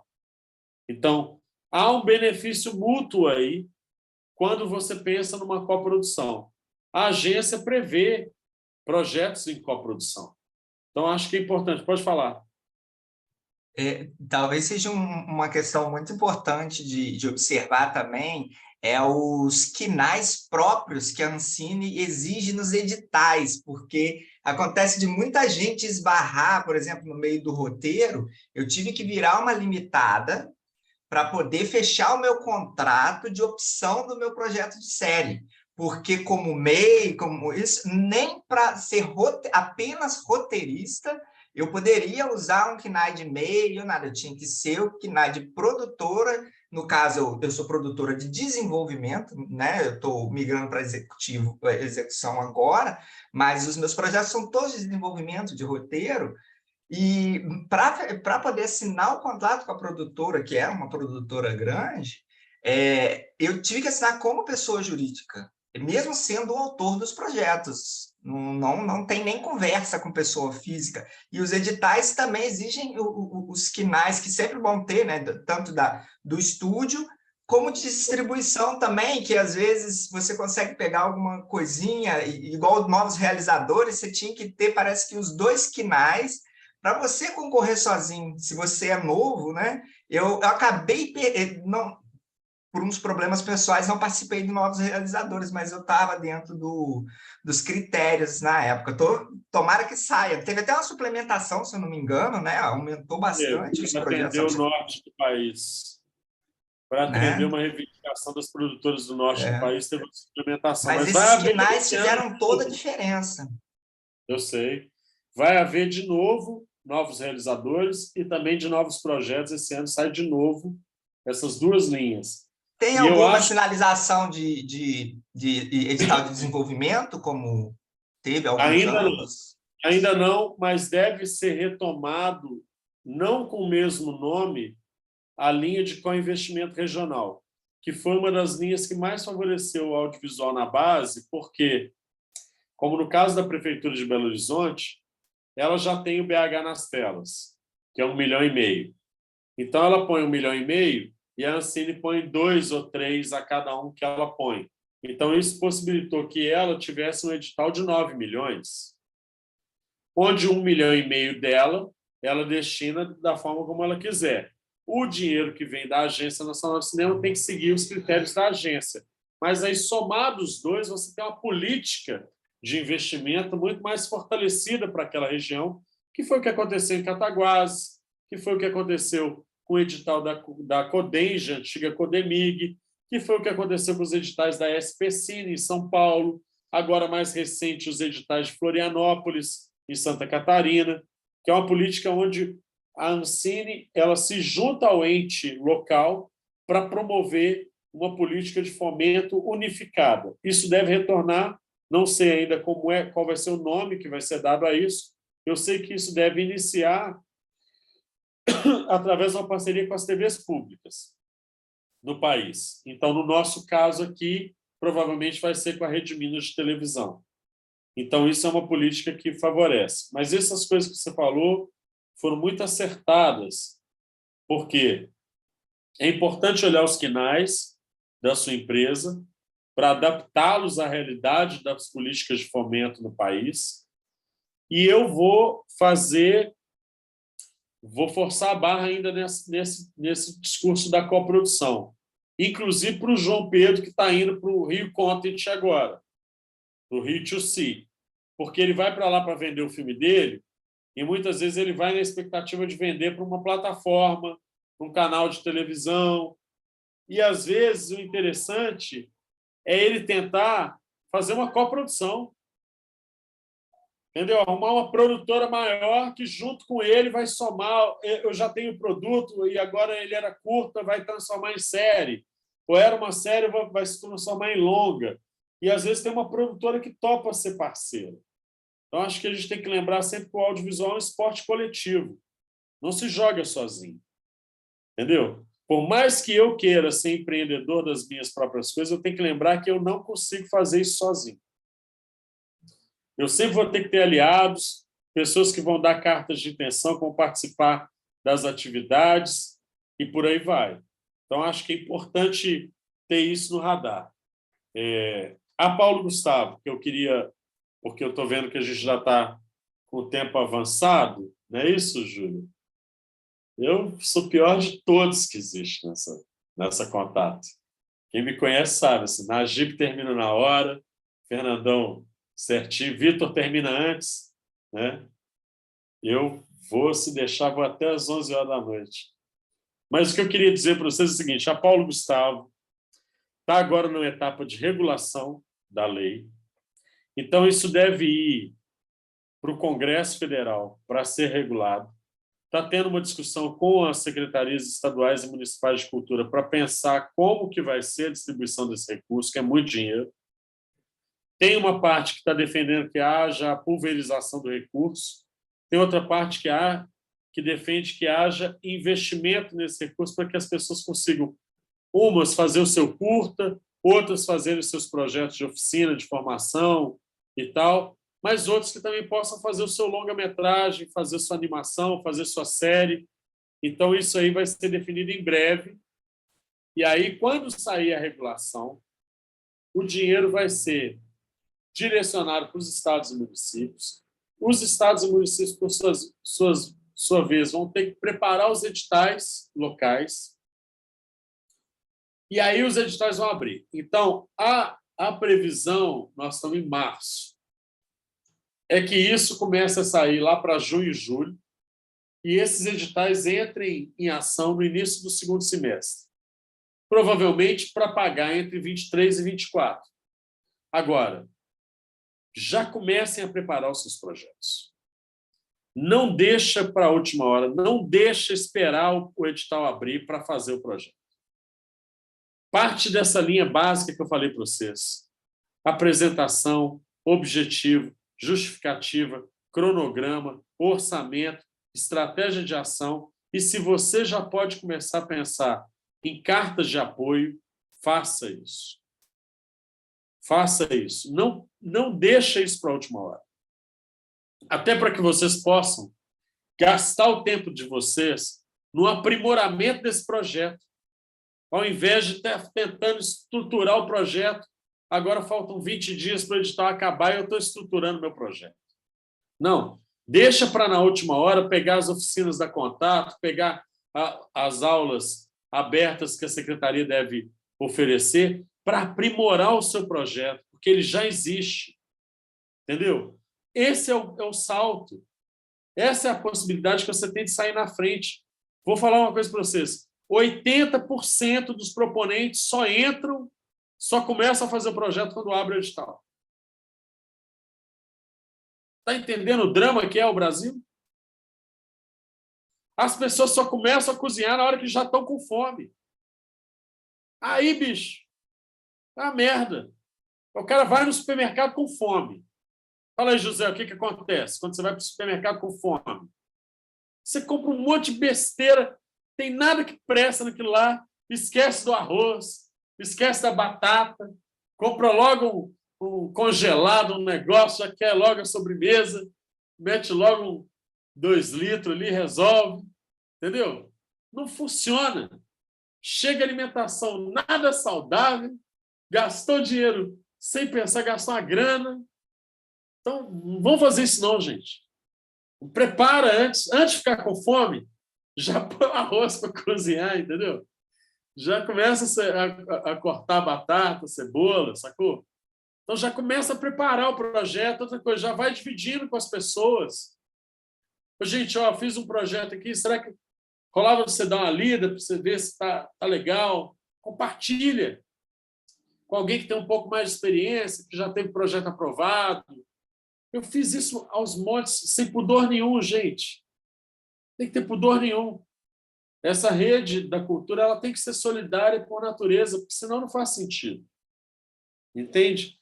E, obviamente, a Contato está aqui, né, para também apoiar vocês nesse sentido, sabe? Assim, muitas vezes, esses meninos aqui sabem, os que já vêm aqui há mais tempo, os de enxaqueca, os cabeludos, esses daí já sabem que estou com a dúvida no projeto, manda lá no grupo, a galera começa a responder, já dá dica e tal. Eu acho que é um pouco por aí. Ou manda pelo WhatsApp, manda pelo Instagram. Pedrão me manda coisa toda semana. Vê um edital que tem a cara da Contato, ele já me manda. Está com a dúvida, não sei o que, ele me manda, me liga. Então, acho que assim, a gente tem que fazer isso, sabe? Até porque essa rede é a rede que vai fomentar a economia a qual a gente vai sobreviver daqui para frente. Na hora que for para a seleção, a gente é competitivo, mas na hora de construir os projetos, a gente tem que ser solidário. E só mais uma coisa, a Lei Aldir Blanc, você falou que a do Paulo Gustavo está em regulação, deve sair, que você acabou de falar agora, né? Vai sair no segundo semestre. E a Aldir Blanc 2? A mesma coisa. Não sei se vão sair ao mesmo tempo, porque eu acho que o sistema brasileiro de municípios e estados não dão conta de operar essas duas ao mesmo tempo. Certo? É muito dinheiro. Você pensa a loucura que foi a Aldir Blanc 1 quando saiu. Minas Gerais foi o estado que melhor executou os recursos da Aldir Blanc 1. E foi uma loucura. Tinha, sei lá, 100 e tantos linhas de edital diferentes, premiação, desenvolvimento. Só não pegou dinheiro quem não quis, porque assim, bolsa de estudo, tinha de tudo na Aldir Blanc. Então, a Aldir Blanc também está em etapa de regulação no Congresso, deve sair a regulação dela, só que aí vem uma informação importante, Denise. A Paulo Gustavo, ela é emergencial. Ela está saindo para tentar cobrir um buraco que a pandemia deixou. A Aldir Blanc 2, não. Ela vai durar 5 anos. Então, todo ano você vai ter edital da Aldir Blanc. Então, gente, não faz sentido não acessar. Está entendendo? Contagem tem que acessar, Daniel. Não tem jeito, entendeu? Sacou? Porque vai ter a oportunidade ali de fazer o projeto da ONG, de botar ele. Se não passou, no ano seguinte vai ter de novo. Então, não passou, manda mensagem. Por que não passou? O que tinha de errado no meu projeto? Ah, sua justificativa não estava coerente com o seu objeto, sua planilha financeira estava confusa. Ah, então vou melhorar minha planilha financeira para já no próximo ter possibilidade de concorrer. E eu acho que é acerto e erro, entende, gente? Não tem fórmula mágica. Eu acho que tem a leitura digital é fundamental, a troca, pedir para outra pessoa ler é importantíssimo, até para saber se você não está viajando, entendeu? Tem gente que acha que o seu projeto é fenomenal porque adora o que faz.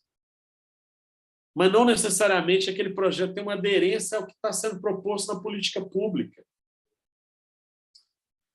E aí, às vezes, você vai descobrir que o seu projeto é lindo dentro de você, mas para fora ele é horrível. E aí, como é que você faz o seu projeto que é lindo dentro de você e para fora ele é horrível ficar bom? Gente, maquiagem, gente. Vocês acabaram de sair do carnaval, todo mundo com glitter. Mete glitter nesse projeto, entendeu? Põe uma luz nele. O que é que dá para atrair melhor? Gente, eu vou dar um exemplo para vocês num negócio desse tipo.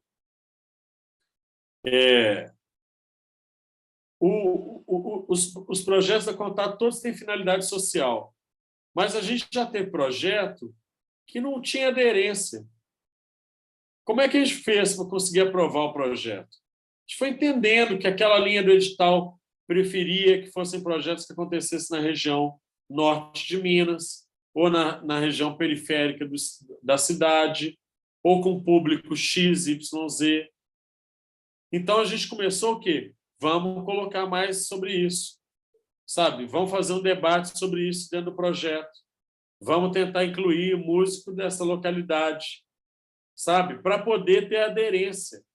E é bom porque você vai descobrir que o seu projeto ele vai ganhar força em termos de inteligência tática, em termos de aderência, de amplitude. E no caso de ficção, de filmes que têm relação mais com ficção, documentário e tal, às vezes um personagem que não está muito claro, entendeu? Um argumento que a história não está tão clara. Está lindo, o orçamento está perfeito, o cronograma está perfeito, o objetivo, tudo certo, mas a história em si não cativa. A história em si não atrai, porque tem um problema com o personagem. O personagem fala de uma menina órfã que encontra com o pai, que ela descobre o pai ainda vivo, mas o pai é alcoólatra, e ela descobre que o pai tem agora só 4 meses de vida, e ela resolve, então, passar os últimos meses de vida dela ao lado do pai. beleza, é um filme tocante e tal, mas o que isso vai atrair? Qual é a moral da história?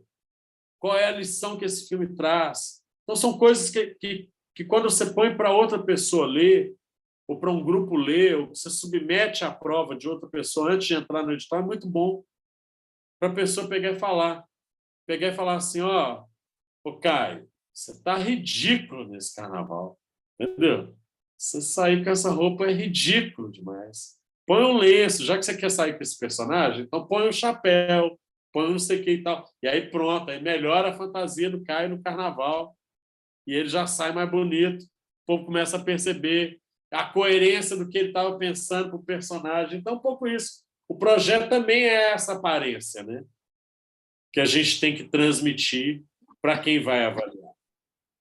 E no projeto já tem que estar discriminado todas as empresas, nomes que eu falo.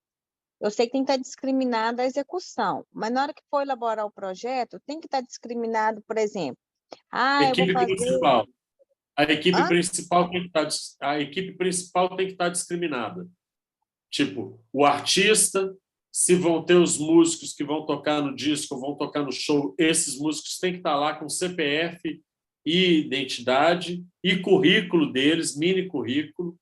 Se vai ter um produtor ou se tem alguma coisa específica do projeto, que é a cenografia do espetáculo, é uma coisa que é cara no projeto, tá? Que leva um orçamento maior. Tem que estar lá quem é o cenógrafo, quem é que vai fazer a cenografia. O que tem mais peso no projeto tem que estar descrito já e provavelmente com carta de aceite dessas pessoas. Os projetos de lei têm exigido isso. Desculpa a ignorância, é porque eu nunca fiz, então não sei nada. Não, Carta de aceite, a empresa concordando em fazer aquele projeto naquele valor, é isso? Denise, eu vou te sugerir o seguinte, entra no site da Secretaria Municipal de Cultura e baixa um formulário de preenchimento de projeto para você já começar a exercitar essa história. Entendeu? Você vai ver que no formulário vai estar lá assim, objetivo, e aí tem sempre umas palavrinhas miúdas explicando o que é que tem que estar escrito no objetivo. Os editais não são tão... eles vêm com uma certa explicação de como é que preenche. Então, assim, vale a pena. Baixa o formulário, baixa o edital e imprime os dois e vai um do lado do outro. Vai olhando a lacuna e vai tirando a dúvida no edital. O que não tiver descrito no formulário vai estar no edital descrito e você vai ver que vai ter tudo isso certinho. Por isso que eu falo, tem que ler o edital antes de preencher o formulário. No formulário você vai ver que tem um espaço lá destinado a currículos da equipe principal, documentos da equipe principal, assinatura do membro da equipe principal. Isso vai ter que estar. Entendi. Tá? Turma, o que mais? No que você falou, fiquei meio preocupada, porque, tipo assim, meu marido já gravou para várias pessoas aqui que tiveram projetos aprovados. Não que eu escrevi, outras pessoas escreveram e procuraram ele e ele fez a execução. Aí, na hora que você falou a questão de cruzamento de dados, eu fiquei pensando se tem alguma coisa nesse sentido. Cruzamento de dinheiro. Você não pode ter 2 projetos aprovados na lei e pagar um negócio por um projeto e outro por outro, entendeu? Tudo que está no projeto tem que ser pago com aquele projeto. Tá. Não, isso aí você não tem que preocupar, não. Agora, mas não tem problema a gente prestar serviço, porque não sou só eu. De jeito nenhum, você pode prestar serviço para quem você quiser. Você pode prestar serviço para quem você quiser. Só que eu entendi que vocês não estão querendo prestar serviço, estão querendo fazer o projeto. Não, nós queremos prestar o serviço. Então, mas prestar o serviço vocês já estão prestando. Mas a gente quer aumentar essa clientela de clientes com essas coisas, entendeu? Porque esses outros clientes não foi eu que fiz. Mas aí deixa eu te falar, Denise, tem 2 coisas, você está confundindo uma coisa com a outra. Uma coisa é você fazer o projeto, outra coisa é você querer prestar serviço para quem faz projeto. Aí você tem que botar a sua marca para rodar, entendeu? As pessoas têm que conhecer seu estúdio, as pessoas têm que conhecer seu trabalho. Tem site, tem Instagram, tem Facebook, Vocês têm batido na porta, se apresentado junto às produtoras, junto aos artistas, ido nas feiras de negócio? Tem que fazer isso, entendeu? Você tem uma feira importante de negócios do audiovisual mineiro, que é a MAX, Minas Audiovisual Expo. Acontece todos os anos em novembro. Você vai para lá, vai ter um monte de gente lá, de produtores de empresas e tal, que você tem que ir lá levar seu portfólio, levar seu cartão de visita, seu kitzinho promocional da empresa para divulgar. Isso aí não tem segredo. É igual vender pastel. Você vai ter que... O povo tem que saber que seu pastel existe, entendeu? Ninguém vai chegar lá, bater na sua casa e falar, tem pastel aí?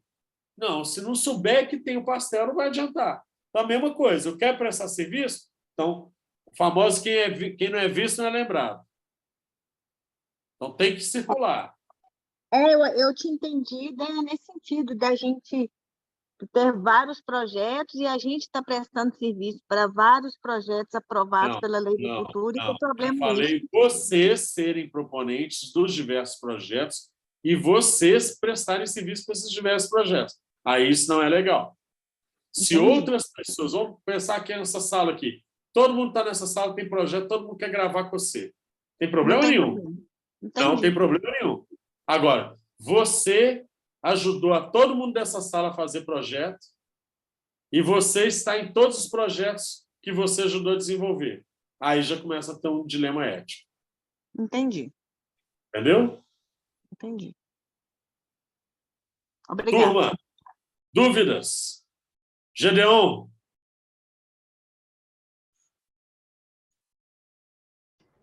Cara, eu acho que os 4 dias aí, pelo menos para mim, foi bastante esclarecedor. Você está fechando aí com chave de ouro. Dúvida da galera também, algumas já eram minhas e tal. Assim, animado para os próximos passos aí. Legal, legal. Vamos em frente. Daniele. Excelente, adorei, Helder. Inclusive, eu estou pensando aqui da gente, né, de eu levar a galera da Piscine para contato, para a gente conversar, né? Acho que vai ser legal esse intercâmbio. Acho que tem coisas em comum, assim, que vai agregar. Bora, vamos fazer isso. Eu acho, não sei, a Júlia pode me lembrar, mas eu acho que vai ter alguma coisa em Contagem em algum desses projetos. Não sei se é o Minacine 2 ou se é o Circuito Cinematográfico Periferia, mas eu acho que rola total. Vamos conversar, vamos estreitar os laços aí. Tá, pode deixar. Vou enviar um e-mail e aí a gente se mantém em contato. Perfeito. José, diga lá. Não, só mesmo dizer assim que foi muito produtivo esses dias aí. Eu estou em todas agora da Contato, desde o ano passado, que já foi espetacular. Esse ano foi um ótimo complemento, deu uma luz assim muito importante para poder começar esse ano com chave de ouro mesmo, assim, com boas perspectivas depois desses tempos sombrios que a gente passou. Legal. Só para dizer que esses 4 workshops que a gente fez essa semana, eles, na realidade, são oriundos de uma contrapartida da Contato. A gente resolveu unificar, mas o grosso ainda está por vir, viu? Isso aqui foi só um aperitivozinho, só para vocês não esquecerem que a gente existe, mas a porrada vai vir daqui a pouco. Vai vir coisa para caralho, vai vir muita oficina, muita coisa presencial, inclusive, porque a gente está voltando com isso, então a turma que estiver em BH ou que estiver próximo de BH, se planejem em breve, nós vamos fazer coisas presenciais, que daí também rende muito, mas vai continuar também tendo as virtuais para quem não é de BH. Nós vamos manter essa relação também, porque a gente sabe que não dá mais, né? Tem que ser híbrido daqui para frente. Vocês divulgam no Instagram? Divulga no Instagram, no Facebook e no site da Contato. Ok. Lourenço, dúvida? Pedro Flores, dúvidas? Michele, João Pedro, que está aqui também calado. Normalmente João Pedro fala muito, ele está quieto hoje. Estou afinando aqui, Aldinho, ouvindo e afinando minhas coisas aqui também. Correria. Massa. Aproveitar esses 30 dias aqui, daqui até o Rio Tchussi para afinar tudo e perfeitinho para lá. Vai dar tudo certo, pode saber que vai dar tudo certo. Eu só me lembro aqui, minha anotação aqui, a matriz que você falou, montar uma matriz para o projeto, que inclui o quê? Uma apresentação, uma justificativa, objetivo, orçamento, estratégia e a carta de intenção, né?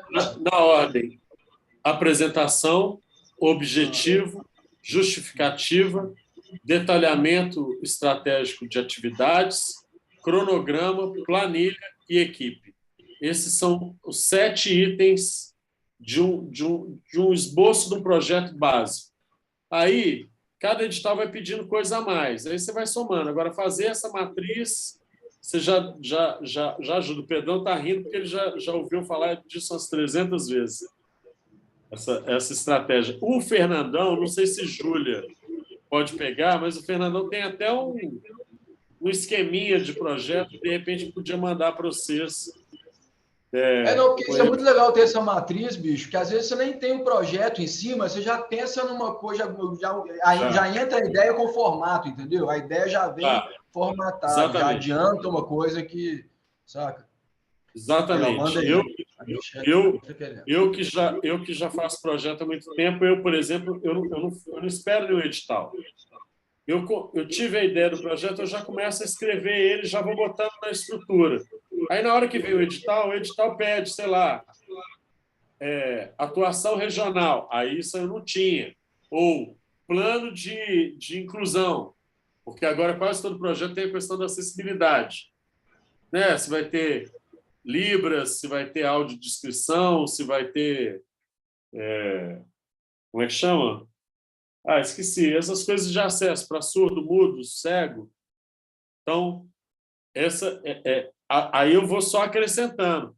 Mas, por exemplo, quando eu termino, meu projeto matriz às vezes tem 20 páginas, entendeu? Sacou?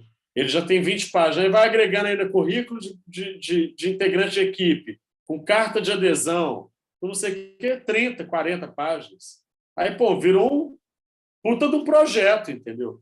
Aí você manda isso para o edital, se o cara falar que não tem coisa, aí você reclama depois, saber o que foi que deu errado. Mas, assim, a chance que você tem de acertar é maior quando você começa a fazer o projeto antes, né? Porque daí você já vai corrigindo os erros no percurso. Não, Caio?